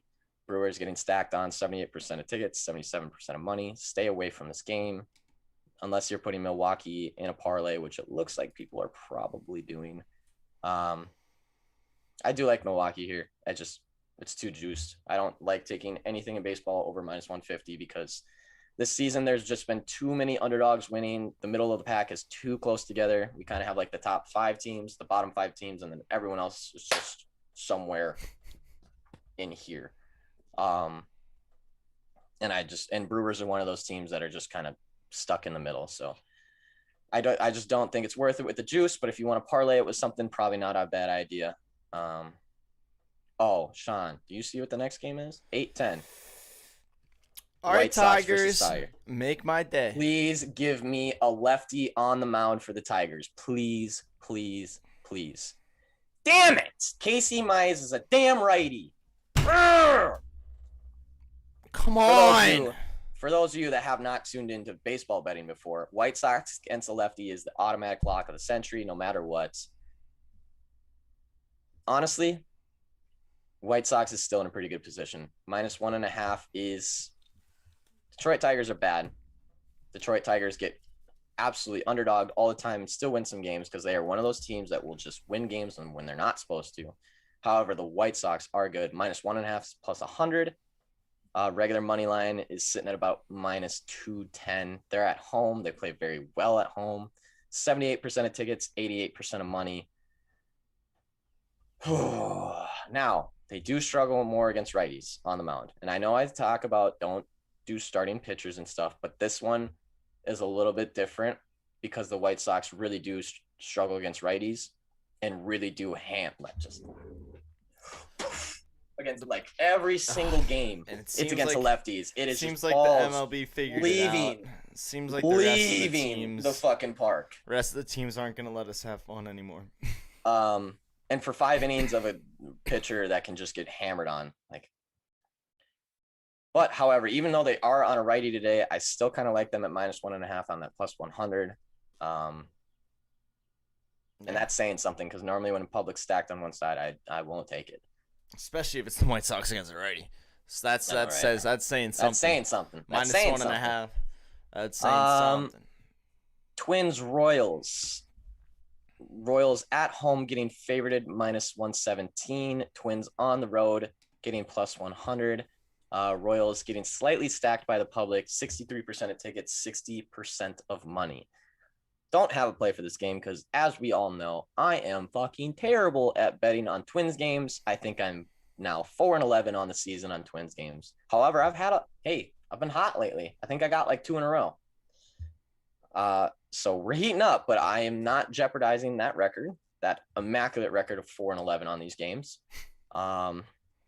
Especially Twins on the road. They are playing a little bit better. Kansas City is not playing great. But I'm staying away from that game. I just take Kansas City. The Twins are so bad. They lost to the Orioles twice. Not only did they break the Orioles losing game streak at like 14, and then they followed it up with another loss. I hate Minnesota sports so much. Poor little Eric. Go Seattle Swamp Dragons. A-Rod. A-Rod's on my shit list now. Actually, you know who's on my shit list? KG. Yeah, because he wants to keep him there. No, I guess he does want to keep him, doesn't he? But we're like, KG, buy the team, please. Please buy the T-Wolves. And he's like, no, this organization is shit. But if A-Rod buys the team, I'll definitely jump in on it. Okay, KG, thanks. Just in time for him to move the damn franchise. Thank you. Hey, he's your only hope. He really is. Come on, KG. 8:15 is the next game. Cincinnati Reds on the road at plus 133. Cardinals at home getting minus 155. St. Louis Cardinals getting 71% of tickets, 58% of money. I do like St. Louis here. I almost like St. Louis minus 1.5 here, which is going to be great odds. St. Louis is very slept on, and they just got absolutely ravaged by the Dodgers last night. They let up, I think, 11 runs in the first inning, like 8 runs in the first inning. They're probably a little bit pissed off, and they do not like the Cincinnati Reds. These two teams do not like each other at all. Cardinals at home. It's a good spot for them. Good spot for the Cardinals. Maybe put them in a parlay at minus 155. Definitely don't take them straight. It's not good enough. But then minus 1.5, probably decent look for tonight. What else we got? 9:38. We have Mariners and Angels at LA. Angels getting minus 162. Mariners getting plus 140. But even though Mariners are underdogged on the road, they are getting public tickets and money at 58%, 67%. Yeah. This is Angels have been getting just too much juice. Too much juice for not a good enough team. You still don't have a Trout. Is Shohei pitching? Nope. Griffin Canning. Damn. Well, I think that is just a complete stay away game. Both those teams not very good. Mariners at plus 140 actually seems kind of disrespectful, but with the public hopping on them too, I don't know. I lean Mariners in that game if you want a good underdog plus money play, but other than that, say just not worth it. 9:45 we have the San Francisco Giants taking on the Chicago Cubs, which will be a great game. Giants at home getting minus 129. Cubs on the road getting plus 110. Giants getting public money and tickets about 65% both, so not really a stack, but definitely a little bit of a favorite. I've said time and time again, I love betting on the San Francisco Giants, especially at home. They seem to always get undervalued no matter how bad of a team they play, no matter how good they're playing. They've had to play some very, very tough teams, and the Chicago Cubs are a tough team. However, struggle on the road a little bit. Hang on, let me pull up their. I don't want to talk out of my ass here. Is it not? Hello? Covers, you're just pissing me off today. You really are. They're being real a-holes today. Come on, guys. All right, it's there. We're good. Cubs 21-10 at home, but only 11-13 on the road. San Francisco 15-8 at home. Cubs just struggle on the road. San Francisco is a very good team at minus 129. You could take them straight. Might be better to do in a parlay. Actually, straight's not bad. Minus 129 is about the limit I'll go for juice, but it is a good pick. It's still the San Francisco Giants at home. Very good team, playing very well. I like the Giants here, even though the Cubs are a good team. Very good baseball team. And then the last game of the day, right? Last one. 10-10. We have Mets Padres. Padres getting minus 180 at home. Mets getting plus 155 on the road. Padres getting stacked with tickets at 64% and money at 88%. I think Padres are pretty easily the call here. The Mets really, really struggle on the road. They finally got their bats working yesterday, but it was also against the Atlanta Braves, I believe, who are just not a good defensive team anyways. Padres here, put them in a parlay. They're at minus 180. Do whatever you want with them. A little bit stacked on the public, but honestly, not as much as I figured this would be in the 90%, and it's not. So yeah, Padres, I think that's pretty simple. And that's MLB. There we Which go. means Best sport of them all. We only have one sport left, and it is the best one. Oh yes. Oh yes. Oh my God, the Liberty at +8 now. Not even +7, +8 now. Guys, the New York Liberty are one of the best teams in the WNBA. They won 2 games last year, and now they have this woman named Sabrina Ionescu, who is my favorite basketball player, maybe of all time at this point.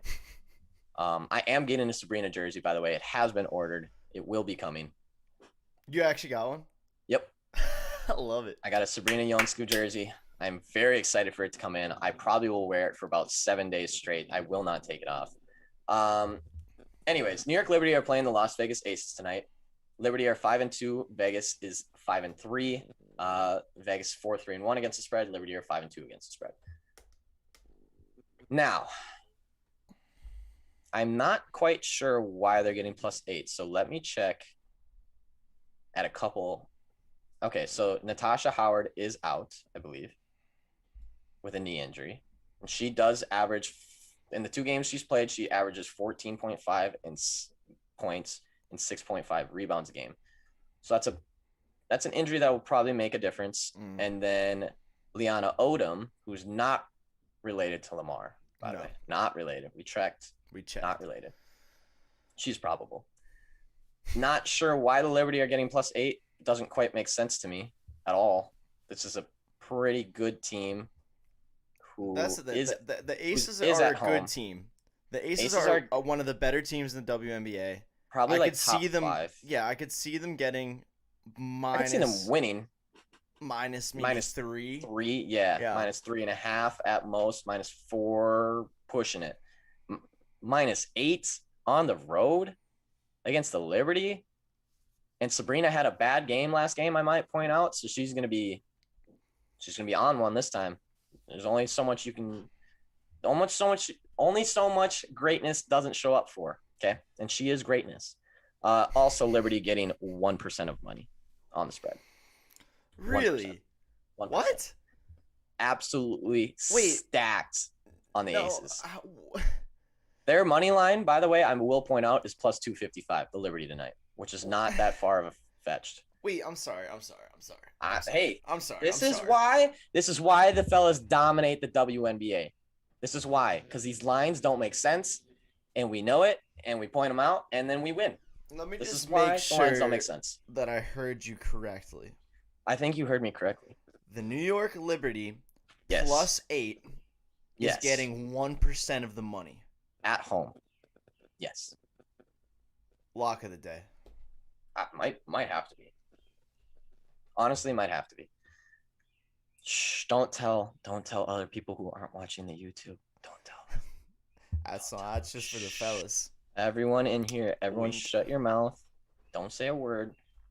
But the Liberty tonight at +8. Whew. Easy. Whew. Second game.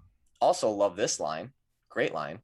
Chi-Town Sky, who are probably one of the worst, most overrated teams in the WNBA, always gets way more value than they should.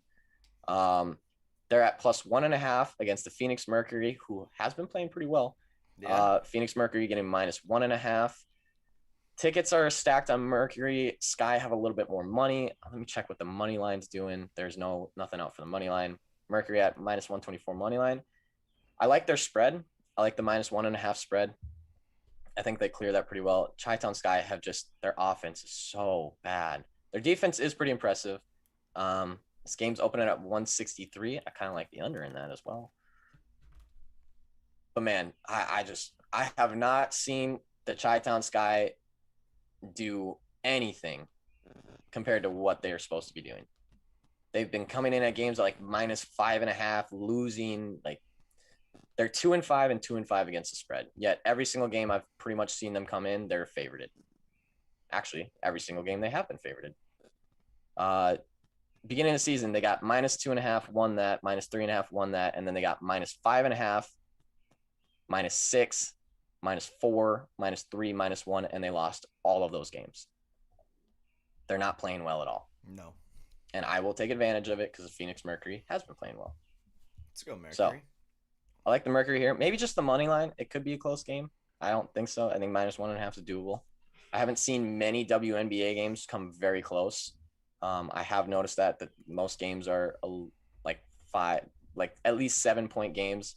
However, the last game that the Chicago Sky played, they lost by 1 off a buzzer beater from half court, which was sick. Not gonna lie. Oh boy, you know what the 10:30 game is? It is the Fever. Don't say that Fever. cursed name. It's the Fever. Fellas, if you don't know, basically our only losses of the WNBA on the season, which I believe we are now 16-6-1. That might be false. I'm pretty sure the last time I checked, 16-5-2, probably, because you had that push. Oh, 16-6-2. No, 16-6-2. I think that's what it is. 16-6-2, yes. And I think 3 of our losses have come on Fever. 3 of our losses and one of our pushes have come off of Fever games. I hate the Fever. We're not very good at betting on Fever games. They're a really bad team. They are easily the worst team in the WNBA. Get out of here, Fever. They lost the Aces by 33 and 26. I'm getting them off the Mystics screen. by I'm getting 16. them off the screen. I don't even want them. They lost me. the Storm God. by 15. They lost the Mystics by 21. God. However, the Sparks are also an equally pretty bad team. The spread is +6.5 for the Fever. Who cares? LA's at home, and the public is stacked a little bit on the Fever at +6.5. Yeah, they're idiots. I don't know if I have. I don't know. God, we just despise the Fever. I don't know if I have an official play on this game. I don't know if I have even an official lean on this game, because these are both bad teams, and the fact that the Fever just seem like the most unpredictable team in the history of unpredictability. I don't even want to watch it. I don't want to watch it. Indiana's 1-8. They're 2-7 against the spread. LA is 2-3 against the spread. Interesting enough, all 5 of LA games have gone under. Oh, might be a little bit of a play there. That might infuriate me a little less. Couple people out. Doesn't look like they're that big of game impacts. They have not played each other this season. No, they have not. I'm leaning the LA Sparks to cover here at -6.5, just because I have seen Indiana do absolutely nothing good. Even when they do something good and almost cover against Seattle, they miss 2 free throws at the end and end up pushing. I'm telling most people to stay away from that one. However, if you want to pick something, pick the Sparks. As far as under-overs today for WNBA, I'm going to go Liberty and Aces under. I think it's going to be a clamp down defensive kind of game, because these are 2 very good teams who very much want to win this game. Sky Mercury, I would also go under, because Chi-Town just has no offense.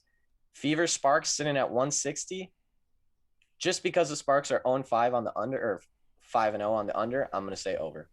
Because trends are meant to be broken, and I'm sure a lot of people, it looks like 75% of people are stacked on the under on both tickets and money, and I'm sure it's just because the Sparks are 5-0 on the under. Trends were meant to be broken.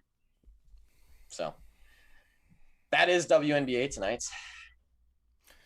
I'm very excited after our 0 games yesterday. Their scheduling is so weird. Unfortunate. How do you have no games on Memorial Day, and then 4 games on a Tuesday night, 0 on a Wednesday night, and then 3 on a Thursday night? Wait, how many games do we have tomorrow? 2. Okay. All right. Hey, don't worry. We got 2 games on Friday, 3 games on Saturday, 2 games on Sunday. We got games for a while. Yeah, we'll be all right. We'll be all right. Also, rumor has it that fellas might have a WNBA only package coming out very soon. Ooh. May even be a daily package for those who just want to pay a couple bucks for a couple WNBA picks. It's being talked about. It's being talked about. If you're interested in that, it's being talked about. The plans are moving along in the works. It's 11:50. Do you know what time I'm going to do it? Yeah, I know what the time it is. Under 30 today? Oh, hey, if you can I think we've been going for it. I mean, we said under 60, and I've been blowing that out of the water. Yesterday if you haven't been part of this, I'm going for money lines in NHL, NBA, MLB, and WNBA in under 30 seconds. I'm just going to run through all my leans for the day. These are not official plays in any way at all. I still got to do more research after this for VIP, but this is where I'm leaning without extra research. Are we ready, Sean? Born ready. Ready? Yes. Go. I got Islanders over the Bruins. I've got Lightning over the Hurricanes. I've got Nuggets over the Trailblazers. I've got Suns over the Lakers. MLB, I have the Cardinals, the Astros, the Rockies, the Marlins, the Brewers, the White Sox, the Royals, the Mariners, the Giants, the Braves, the Rays, and the Padres. And in the WNBA, I have the Liberty, the Liberty. Damn it! The Liberty, the Mercury, and the Sparks. Fuck. 34-ish. I stressed. I panicked. Hey, you're that close. We'll work on it. Oh. All right. Well, I have a little treat. It's 11. Oh. I have a little 11:50 treat. I love when it's kind of the post bet, kind of the lull. Everyone's Yeah, like, we got all right. like 10 minutes till the show's over. Now Just it's feel like a little. now we have some fun. Yeah. Whoever. This is the fun part of it. Hey, boys left in chat. It's fun time. Don't worry about it. Yeah. Here's my first. This is something I could not find the low light of LeBron's woes, but I found this. This video of Jay Crowder's face. After LeBron didn't come back. After LeBron was arguing with the ref, and he is just looking at him like a. Honestly, he's looking at him like this is the man that you've idolized for your whole life, and now you're seeing him in person, and it's like a don't meet your heroes type of moment. I'm just gonna run it. Just gonna run the clip.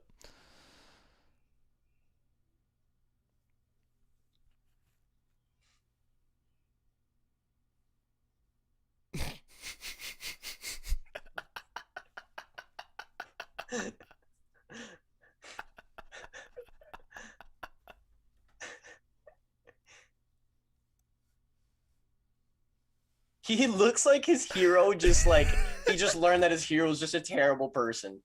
He's like, man, I used to look up. It gets better and better the longer it goes on. He's just more and more just like, really?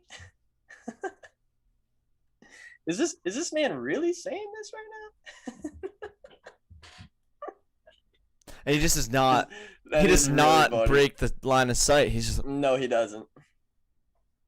Just very, very curious on what is going on right now. Like, is he really LeBron?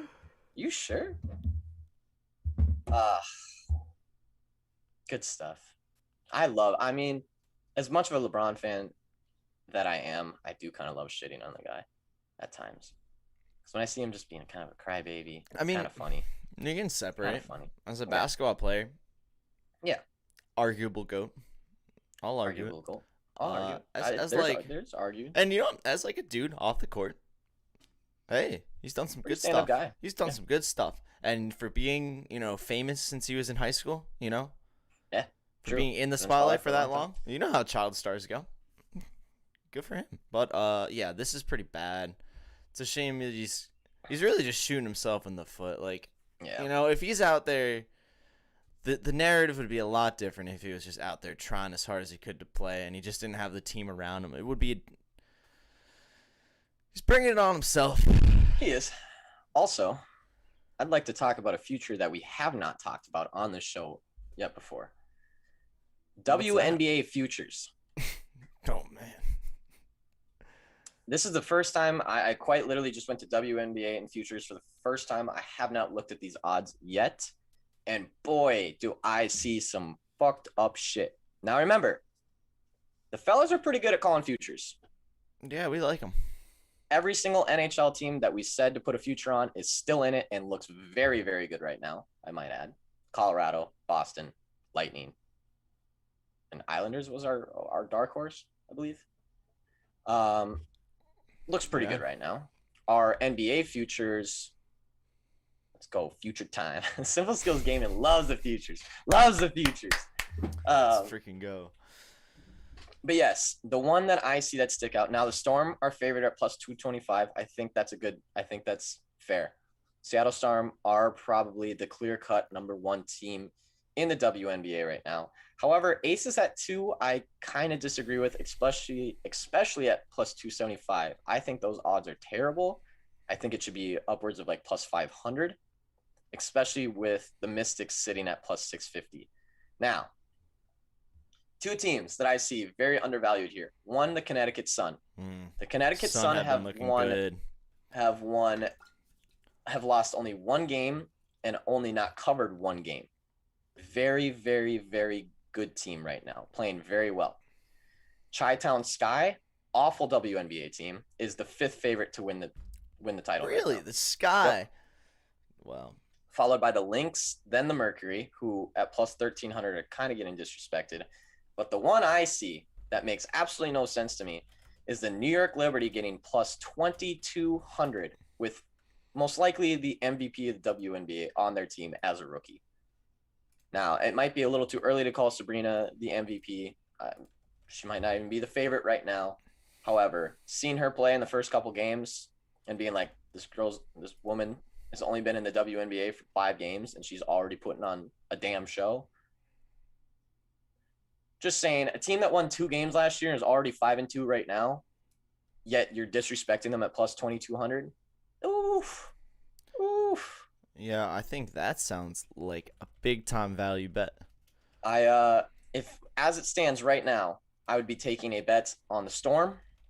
I'd be taking a bet on the Sun at plus 700, and I'd be taking a bet on the Liberty at plus 2,200. As it stands right now, that is where my Subject 3 futures would lie.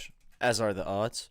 Yep. That way you pretty much cover your ass with the Storm at plus 225. If they do end up winning, because I think they are the clear-cut favorite, I don't think the Aces are really – the Aces are close, but they're not that close. And then, honestly, the Sun are getting very disrespected at plus 700. I would put the Sun as number 2 right now, and I'd be giving them probably plus 350-ish. That's what I would be doing. I don't know what other futures you can bet on. They're just, you can only bet on championship for WNBA. That's, oh well. But yeah, very interesting. The Lynx at plus 850 makes no sense to me. They should be dropped down. The Atlanta Dream being the 2nd worst team on this list makes no sense to me. No, They're barely above the Fever, because the Atlanta Dream is actually pretty good. The Fever are not. They're not. Yeah. No, this is just, I'd be taking, Liberty, Sun, Storm. I think that's pretty fair. Dang it. The dang Zoom. The dang Zoom? Zoom. Do we black out? A little bit. Hold on. This is Darn because Zoom. You're back. Property. Hey. Other than that, I have a little something. You have more for you? Eric, you showed me a video. Did I? And I could not stop thinking about it and laughing about it. And I just feel I think I know a video you're going to pull up. I feel like I'd be doing an injustice by not putting it up right now. That's fair. The last couple minutes of this is, if you have not seen this video, you need to watch it. It is quite literally what we're going to see on. Also, we have not talked about the Logan Paul Mayweather I think fight. We gotta save that for Fellas Friday. That's a Fellas Friday. I won't be here tomorrow. Shoot. I won't be here tomorrow, everyone. I'm sorry. I'm going to miss a Fellas Friday. I will not be here. I will be on a plane. I will try to be in the chat. Once I land off the plane, I will try to be here, try and help as much as I can. But yes, I will not be here tomorrow. However, Logan Paul fight is on Sunday against Mayweather. Logan Paul's coming in at plus 700, I think. And this is probably what the fight's going to look like. That's so the best is when, is it this part? The best is when he goes to hit him. And he goes. And he runs away, and then he runs back. Here, we'll put this in.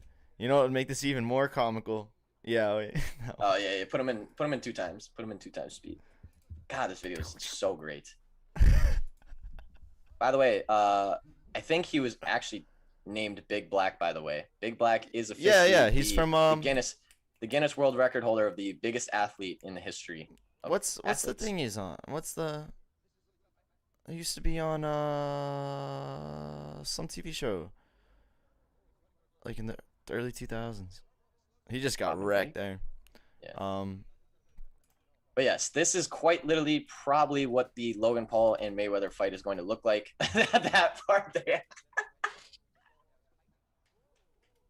Yeah, he was on Fucking... he was on that some MTV show. I didn't realize that was him. Wait, that's actually him? Yeah, I think so. Oh, I shit. don't know, but if it is. Well, he ended up being a security guard after this, I believe. Or a bodyguard. I remember he used to be he used to be in the skate video he games. went away again. I know, this Zoom. He used to be in Actually, the skate video games though. Without watching this whole thing, the not small Asian man, because he's 170 pounds. He's actually not and he's small. probably Does end up winning this fight times, and the guy is so tired and literally cannot get up.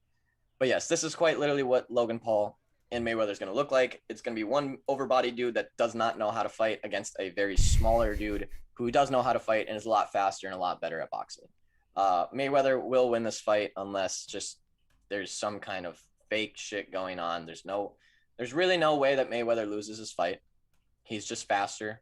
There's no way he's knocking anyone who says that Mayweather's going to knock out Logan Paul just doesn't know boxing. He's got like 40 pounds on the man. He's not going to knock him out. Mayweather can knock out Logan Paul. No, he can't. He Yes, can't even he knock out guys in his own weight class. They're boxers though. It doesn't. He can tag him and stun him a few times and maybe hurt him, but he's not going to fucking cut him, knock him out. There's no way. He absolutely can. Mayweather couldn't even do it to people his size, dude. He's never clean cut knocked anyone out ever. He's hurt people and put them on the ground, but they always get back up. He's TKO'd people, but he's never clean cut just fucking rock someone to out cold. He's not strong enough. He's a little dude. Yeah, but and he's fast. He's so fast. I think the chance of him having an open shot on Logan Paul's face is going to be greater than the chance of him having an open shot on anyone else he's ever boxed face. I think Logan Paul is less prepared to take a shot to the jaw than anyone else he's ever boxed. I think he totally could put him on the ground. I agree. It's not the kind of boxer he is. No. He's not a KO guy. He's fast and he just does not stop. He's going to hit Logan 4 times before Logan can even get his gloves up. Right. It's going to be fast. He's going to get tagged faster than he ever has. I think he could put him on his ass immediately. Oh, I don't know. I think he can stun him enough to where he can get his legs wobbly and then put him down, but I don't see Logan Paul just going out. I don't see him just getting dropped and not coming back up or just missing an 8 count completely. I don't see it happening. I don't think he has enough power. And honestly, that is the one thing Logan's got going for him is he's 40 pounds. And hey, if somehow Mayweather makes a mistake and Logan Paul somehow counters him or something and hits him with an overhand right or something, trust me, it'll do some damage. That is just one way he can win is if Floyd somehow makes a mistake, gets overzealous, which I don't think he does because he's probably even smarter now than he was back then because he knows he has to be. I don't think it happens. He's going to keep his shoulder up the whole time, so he's going to keep grazing. But if Logan Paul can connect him with a big haymaker or something like that, hey, I'm not saying he's going to win the fight, but he has enough power to put Mayweather down. Yeah, maybe. Maybe. There's a reason he's plus 700, and that's all I have to say. Because he's not going to win the fight.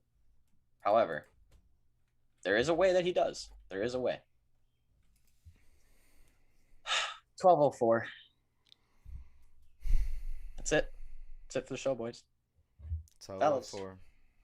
What a great show today. The chat was popping. Oh, the boys chat were was in the popping. chat Hey, early. shout out all the boys in the chat. Shout out Yummy Foe, Gabe, Simple Skills, always coming through. Braxton. Simple Skills with the insight, with the knowledge, and some comedy. Braxton with a gem on the day. Coach K's greatest moment. Yeah. Thank you for reminding us of that, Braxton. Yeah, That is a great moment.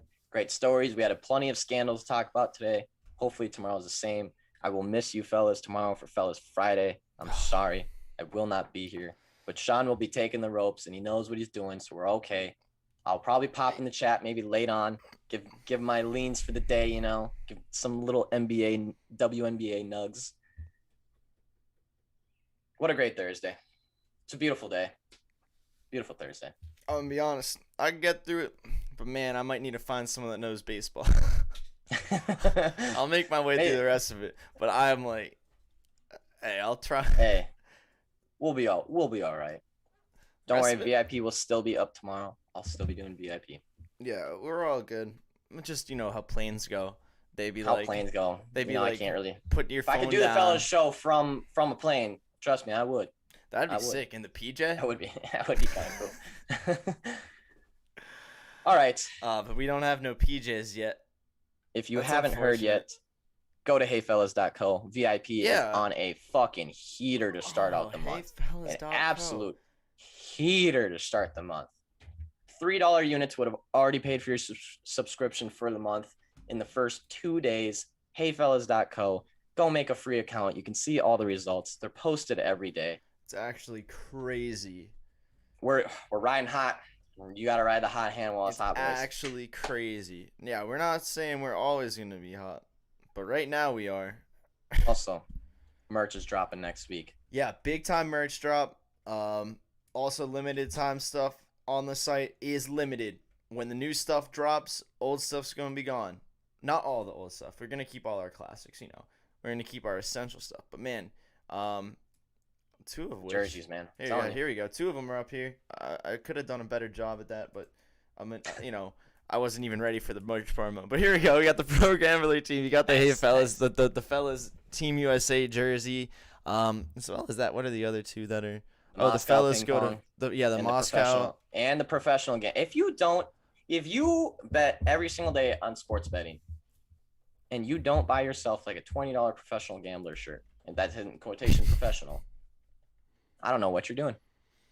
That is a great shirt, and I cannot wait for mine to come, which should be in a couple days, along with my Sabrina Jonsku jersey, which I'm even more excited about, honestly. Fellas, I'm telling you, I'm just saying, dude. The merch, fire. The merch. Fire. Look, these are limited times. You like any of these?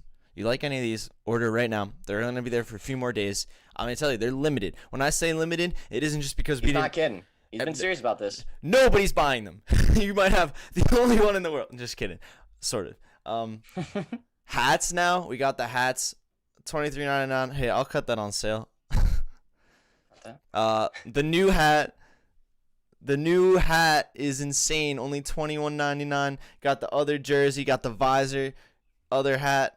Poppin'. All of the sunrise, sunset line. That's what I'm rocking right now. I love this shirt. Perfect for the summertime.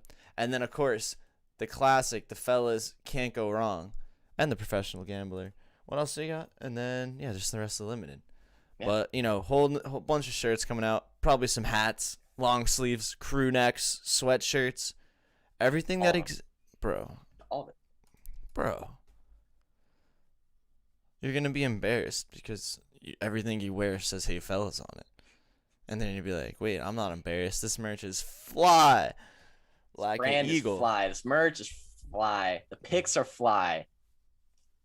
For a white guy. We need to get out of here. It's 12:10. We're ran way over our time.